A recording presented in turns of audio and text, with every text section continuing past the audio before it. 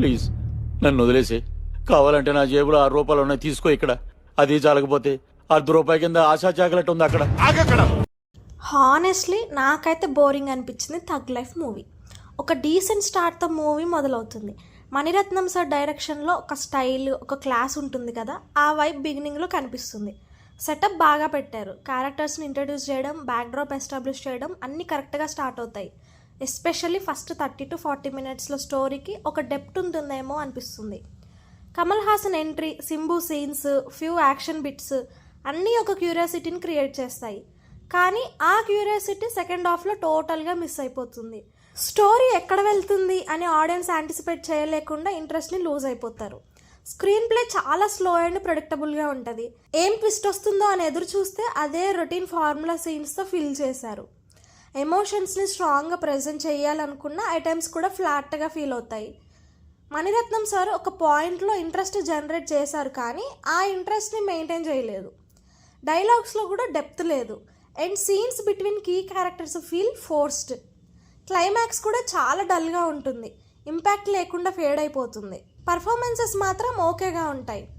Kamal Haasan ఎక్స్పెక్టెడ్గా screen మీద fire ఉంటారు. తన క్యారెక్టర్కి డెప్త్ ఉండటంతో తన సీన్స్ మాత్రం ఎంగేజింగ్ చేస్తాయి. సింబు కూడా హానెస్ట్ పర్ఫార్మెన్స్ ఇచ్చాడు, కానీ రైటింగ్ లిమిటెడ్గా ఉండడం వల్ల, తన రోల్లో వేరియేషన్స్ ఆర్ స్ట్రాంగ్ మూమెంట్స్ లేకపోవడం వల్ల స్కోప్ మిస్ అయ్యింది. త్రిషా రోల్ మాత్రం వేస్ట్. అసలు తన క్యారెక్టర్ స్టోరీకి ఏమీ కాంట్రిబ్యూట్ చేయదు, జస్ట్ ప్రెజెన్స్ మాత్రమే.